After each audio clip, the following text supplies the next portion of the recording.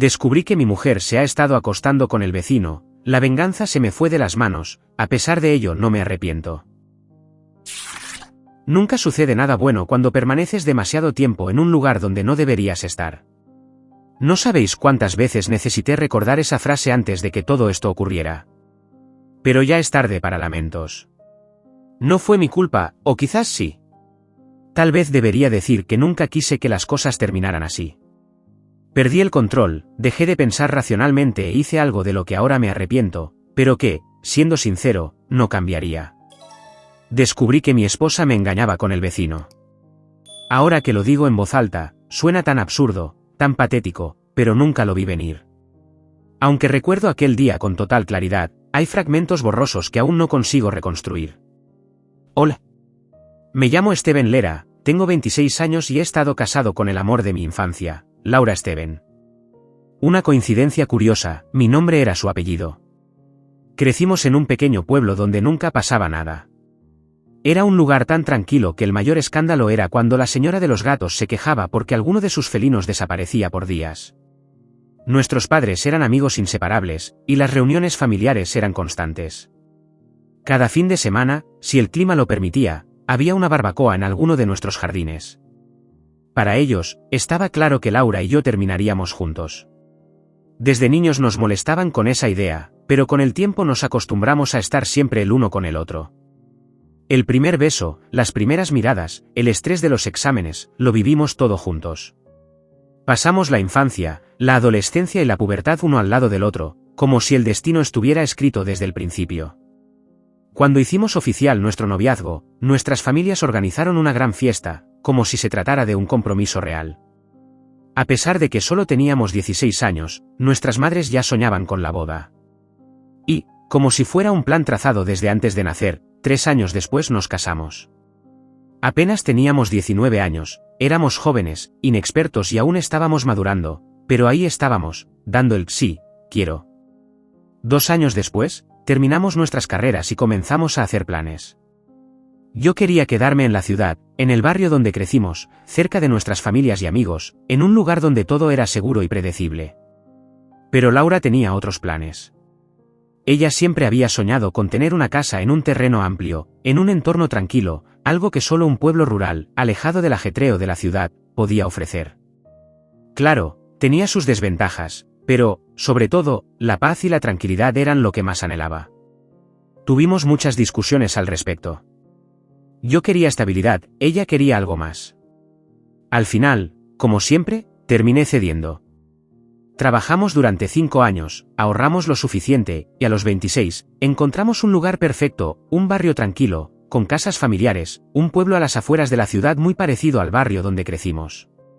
Pensé que sería un buen punto medio, un equilibrio entre mi deseo de estar cerca de la ciudad y su necesidad de un entorno acogedor. Hicimos el depósito inicial, firmamos una hipoteca a 20 años y nos mudamos. Nuestra familia no estuvo de acuerdo, pero Laura siempre ha sido una mujer decidida. Y como en casi todo, al final, hicimos lo que ella quería.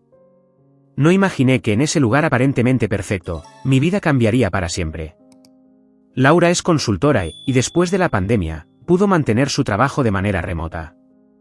Solo tenía que ir a la oficina una vez por semana para entregar informes, el resto de los días trabajaba desde casa. Por mi parte, soy arquitecto.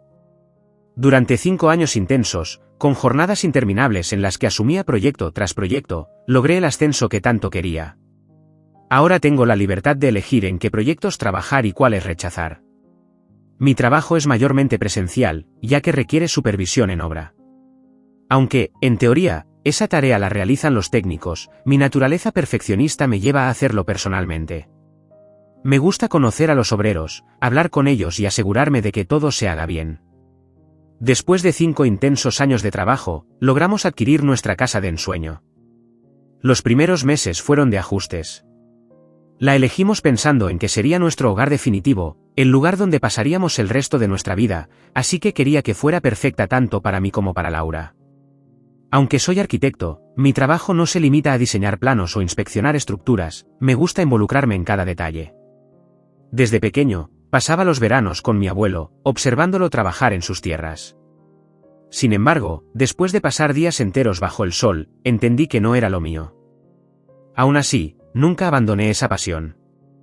Aprendí por mi cuenta, tomé cursos de jardinería y me sumergí en el mundo de las plantas y los cultivos. Durante mis ratos libres, me dediqué a transformar el jardín.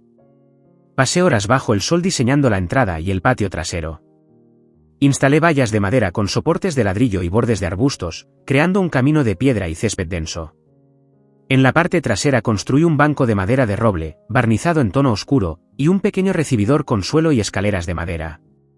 También reservé un espacio para mi huerto, donde sembré tomates y patatas como prueba para un proyecto más grande. Compré semillas, fertilizantes y macetas de piedra con formas extravagantes pero encantadoras. No todo fue tan idílico. Como en cualquier casa nueva, surgieron problemas, fallos en el cableado eléctrico, humedad en ciertas zonas, una que otra gotera. Y, como dice el dicho, si quieres que algo salga bien, hazlo tú mismo. No soy electricista, pero tengo conocimientos básicos y, sobre todo, buenos contactos. Llamé a un amigo que sí lo era, y con un par de cervezas solucionamos todo en una tarde. Con el tiempo, logramos que la casa quedara tal como la imaginábamos, hermosa, acogedora, nuestra. Pero entonces comencé a notar algo en Laura. Estaba distante. Siempre ha sido una mujer expresiva, dominante, y a su manera, caprichosa. Cuando quiere algo, no se limita a pedirlo, te lo exige y, si no lo obtiene, se encarga de que lo sientas. No es de las que lloran o hacen escenas. No. Ella manipula, te da y te quita. Su forma de controlarme, aunque suene absurdo, era a través del sexo. Laura y yo fuimos nuestra primera y única pareja. Nunca sentimos la necesidad de experimentar con otros ni de tener una relación abierta. Nos bastábamos el uno al otro. Siempre ha sido así. Y cuando Laura se enojaba, su forma de castigarme era la abstinencia. Pero yo la conocía. Sabía que, aunque intentara resistirse, al final siempre cedía, porque sus propias necesidades terminaban traicionándola. Era un juego extraño, casi infantil, pero funcionaba. Discutíamos, ella se molestaba, me castigaba con su indiferencia, y, eventualmente, hacíamos las paces. Y esos momentos, aunque vinieran después de un conflicto, eran perfectos. Hasta que dejaron de serlo. Desde que nos mudamos, durante el último año, noté algo distinto en Laura. No fue un cambio abrupto, sino algo gradual, casi imperceptible. Pequeños gestos que, por separado, parecían insignificantes, pero que con el tiempo fueron sumando. Empezó a ser más reservada con su teléfono. Si recibía una llamada, salía de la habitación o bajaba la voz para que yo no pudiera escuchar. Nunca antes lo había hecho. Al principio, no le di demasiada importancia, después de todo, cada quien tiene su espacio. Pero con el tiempo, me di cuenta de que no era un simple hábito, sino una costumbre deliberada. Luego noté que comenzó a comprarse ropa nueva, ropa que nunca llegué a ver puesta. Un día, mientras hacía la colada, encontré lencería roja de encaje, claramente de marca. Me pareció extraño. Cuando Laura compraba lencería, solía usarla como un arma de tortura en nuestras discusiones, se quitaba la ropa y se quedaba con nada más que la ropa interior, insinuándose, sabiendo que yo cedería antes que ella. Lo había estado haciendo durante todos esos años de matrimonio, pero en el último año, las discusiones y los llantos se hicieron más frecuentes. Ya casi no teníamos intimidad. Había dejado las insinuaciones, había dejado los juegos. Laura siempre ha sido una persona muy aseada. Se ducha 2 veces al día, pero también es práctica y no derrocha. Antes, solía esperarme después del trabajo para ducharnos juntos, una de esas pequeñas costumbres de pareja que, aunque parecieran insignificantes, formaban parte de nuestra intimidad. Pero eso también cambió. Cerraba la puerta con pestillo y, con el tiempo, casi dejé de verla desnuda. Nuestra vida íntima empezó a decaer. Se volvió monótona, sin pasión, sin juegos previos, sin citas. Al principio, intenté racionalizarlo, es una fase, me decía. Nos estamos adaptando a la casa, a una nueva etapa de nuestra vida.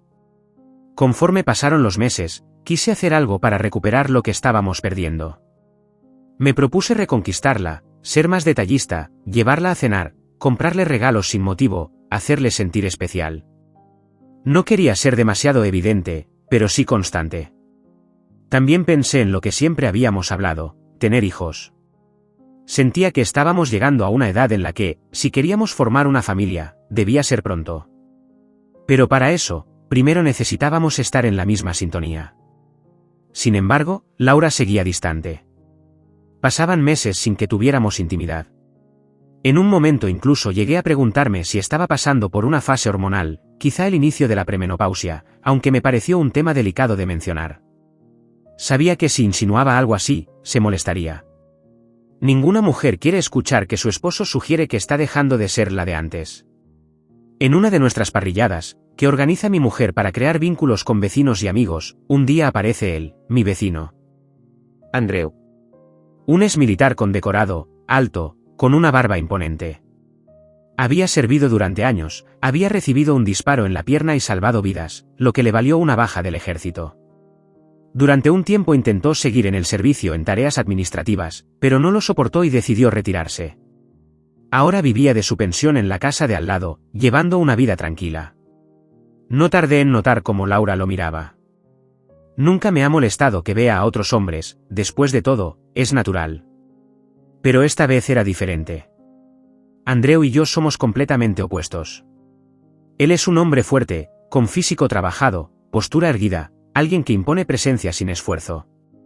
Yo, en cambio, soy más de un estilo oficinista, con algunos kilos de más y una rutina más sedentaria.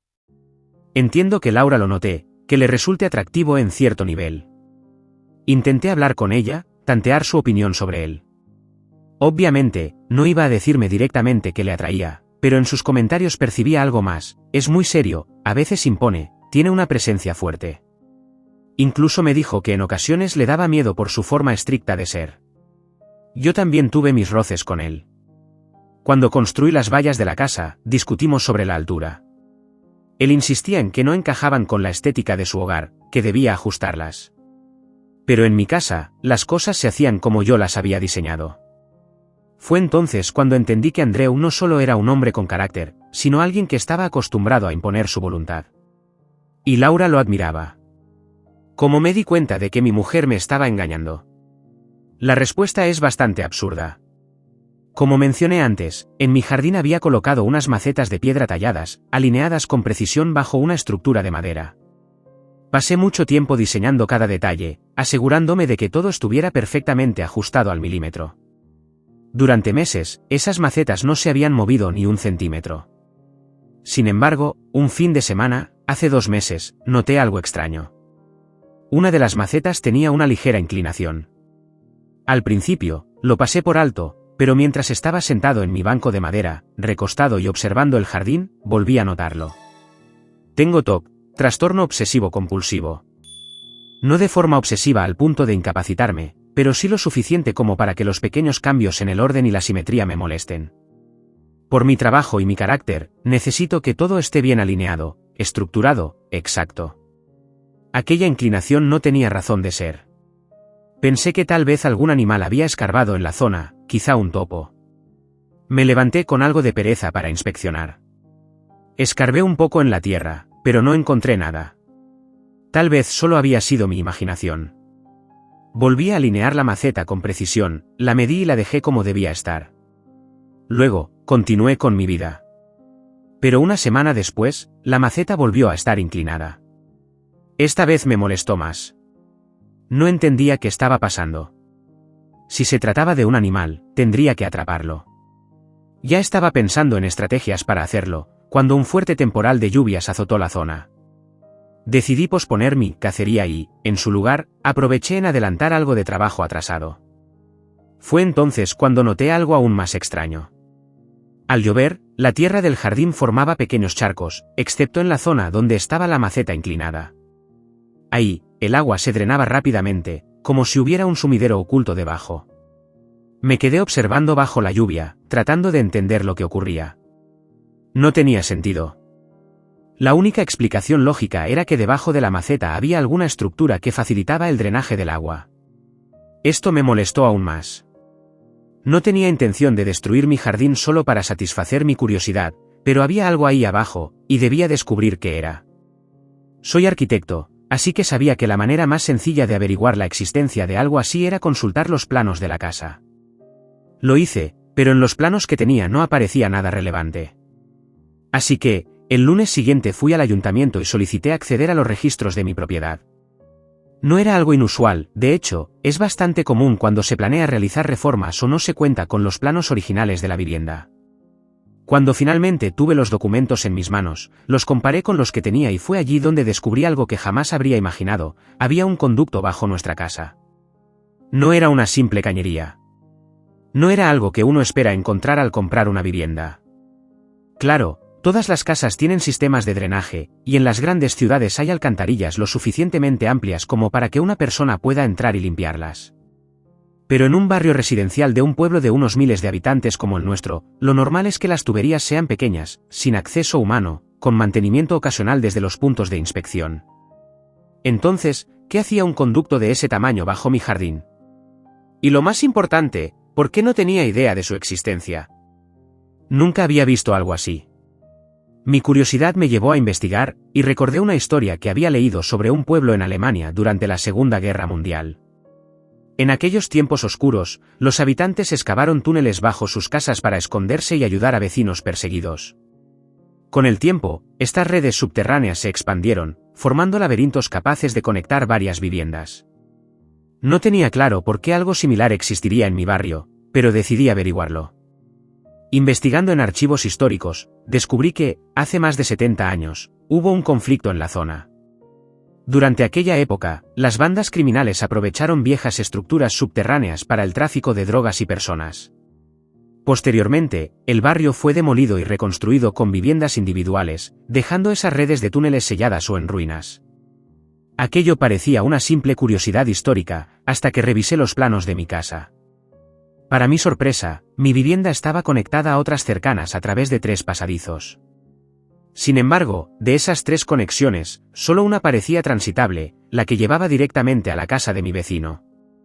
El hallazgo me inquietó. Volví a examinar los planos con más detalle y localicé la posible entrada al túnel, en el sótano, justo detrás de la lavadora. Cuando bajé a inspeccionar, noté algo que antes me había pasado desapercibido. Frente a la lavadora, el suelo tenía unas marcas, como las que quedan al mover muebles pesados repetidamente. Empujé la lavadora y, efectivamente, encontré un tablón que parecía encajar a la perfección con la pared. No estaba clavado ni fijado de manera permanente, solo asegurado con algún mecanismo de presión. Con algo de esfuerzo, logré retirarlo. Delante de mí, un pasadizo angosto se abría paso entre las sombras. Encendí la linterna del móvil y vi que era lo suficientemente estrecho como para obligarme a agacharme al entrar, pero, una vez dentro, el túnel se ampliaba lo suficiente como para poder caminar erguido. No podía saltar, pero sí moverme con relativa comodidad. Según los planos, el pasadizo daba 2 giros. El primero conectaba con las casas a mi derecha, pero el camino principal iba directamente a la casa de mi vecino. Avancé lentamente. El aire estaba cargado de humedad y podía escuchar el goteo del agua filtrándose por las grietas. Justo en la zona donde había encontrado la anomalía en mi jardín, el túnel presentaba pequeñas rendijas que permitían drenar el agua. Supuse que estaban conectadas al sistema de desagüe. Entonces, lo vi. Al final del túnel, había un hueco en la pared que daba directamente al sótano de mi vecino. Mi mente se nubló por un instante. ¿Qué significaba esto? Con cautela, empujé el borde del hueco y, con algo de esfuerzo, logré pasar al otro lado. La entrada era tan angosta como la de mi casa, aunque en este caso no estaba detrás de la lavadora. Al salir, supe de inmediato que me encontraba en el sótano de mi vecino. No porque lo hubiera visto, sino porque era similar al mío, aunque claramente no era mi casa. Miré a mi alrededor y vi varias cajas, herramientas, estaba todo bastante organizado. Sé que mi vecino es jubilado, unos cuantos años mayor que yo, pero no es viejo. Además, no suele pasar mucho tiempo en casa. Lo sé porque suelo ver su coche en la entrada, y cuando salía, sabía que se iba por horas. Esto me daba un margen de tiempo para inspeccionar la zona. Aunque mi intención no era ir más allá, necesitaba verlo con mis propios ojos. Mi corazón latía con fuerza mientras regresaba por el pasadizo. De camino a casa, no pude evitar fijarme en la estructura del túnel.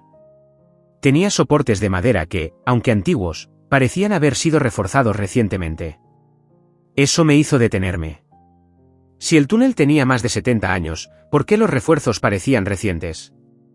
¿Quién había estado dándole mantenimiento? Laura no.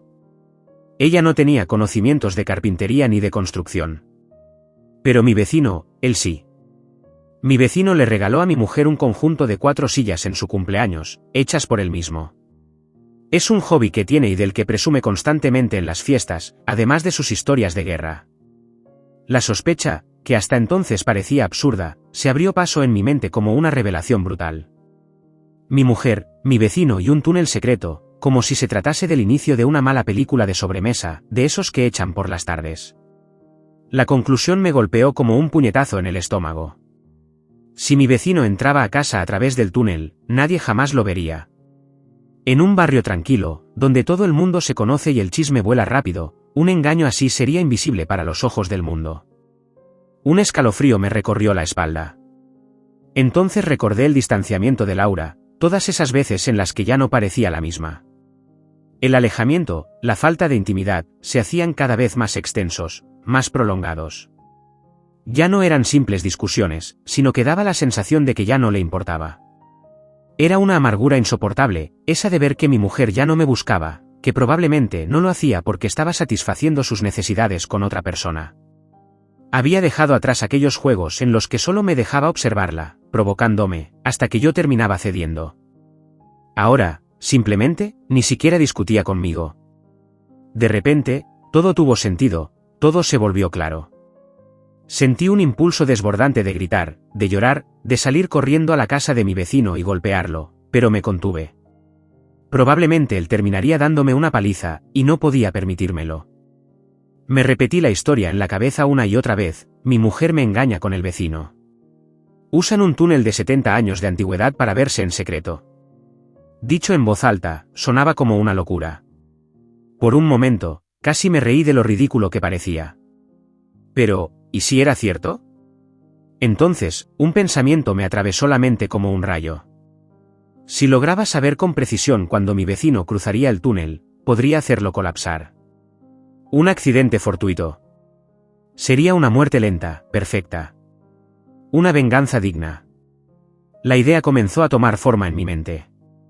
Sabía que debía ejecutarla a la perfección, sin dejar cabos sueltos. Esperé hasta que se acercó una de mis reuniones de trabajo, esas que solo ocurren un par de veces al año y me obligan a ausentarme por varios días.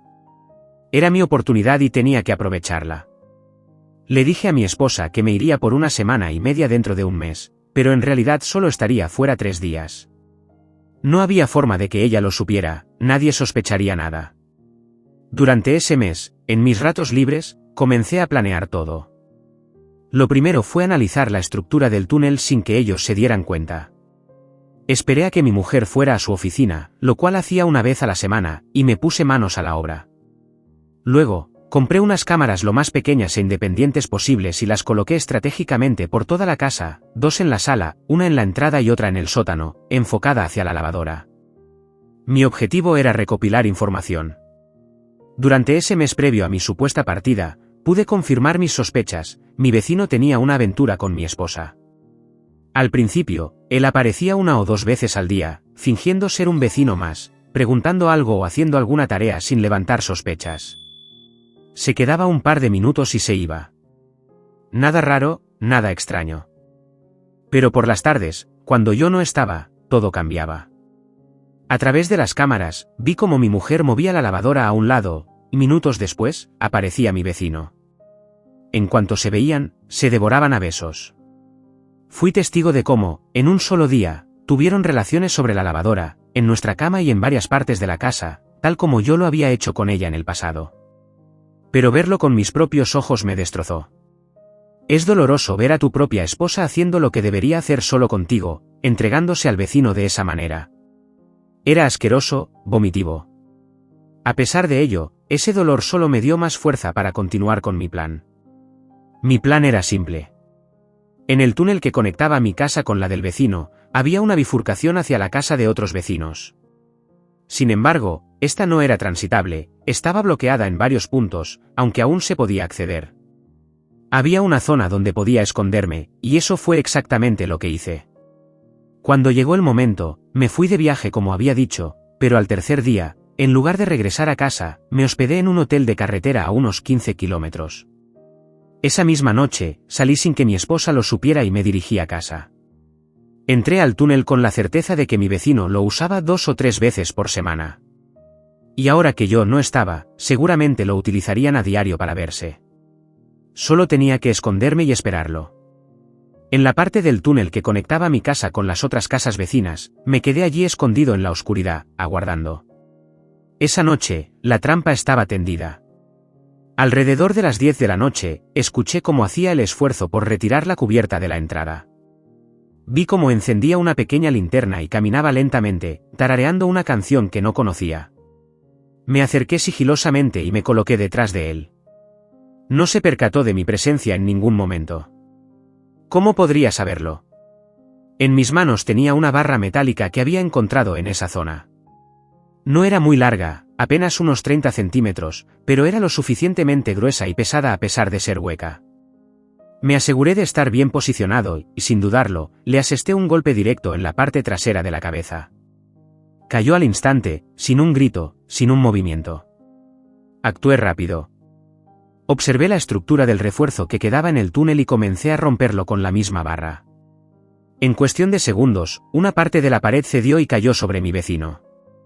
Lo escuché gemir de dolor, un sonido ahogado, pidiendo ayuda. Retrocedí lentamente. Fue entonces cuando oí la voz de mi mujer. Preguntaba si estaba bien, sonaba preocupada. Por un instante, me cuestioné si, en una situación similar, también se alarmaría por mí. Sacudí rápidamente aquella idea de mi cabeza cuando escuché. Ayuda, se ha derrumbado la pared, balbuceó mi vecino con dificultad. Mi mujer, nerviosa, preguntó qué debía hacer. Por un segundo pensé, no se atreverá a entrar, ¿verdad? Sabía que el resto de la estructura colapsaría en cualquier momento. Me alejé con cautela hacia la entrada del sótano de mi vecino. La entrada estaba entreabierta. Entré y esperé. Entonces, sucedió. El estruendo retumbó en el aire cuando la pared terminó de derrumbarse. Me quedé en silencio y pude escuchar sus voces, suplicando ayuda. Mi plan era simple, que mi vecino entrara, que la estructura colapsará sobre él y quedara sepultado. Que mi mujer, preocupada, llamara a emergencias y tuviera que dar explicaciones. Con un poco de suerte, él quedaría gravemente herido, o tal vez muerto. Pero no conté con que ella intentara socorrerlo. ¿Lo hizo? Y ambos quedaron atrapados. Eso no estaba en mis planes, pero ahora ya no podía hacer nada. Dudé por un segundo, solo uno. Pero después de todo, esos infieles se lo merecían. Me fui alejando, mientras sus súplicas de ayuda se extinguían poco a poco. ¿Y sabéis qué? No me importó. Salí de la casa de mi vecino sin dejar rastro, aprovechando que algunas farolas de la calle no funcionaban. Era fácil moverse en la oscuridad sin ser visto. Entré en mi casa y retiré cada una de las cámaras. No podía dejar pruebas. Luego, me dirigí a un descampado cerca del río. Era un río caudaloso, con aguas embravecidas debido a la temporada de lluvias. Arrojé la barra metálica y observé cómo se hundía hasta desaparecer.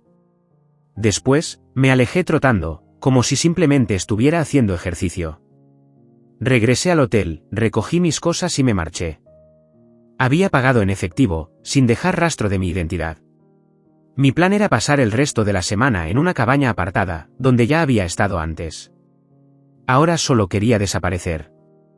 No sabía si seguían vivos o no. No me importaba. Pasaron los días y no recibí ningún mensaje ni llamada de la policía.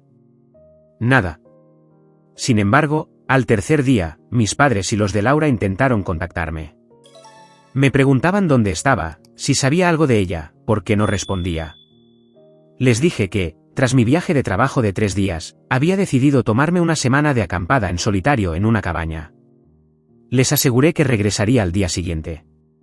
Pero insistieron.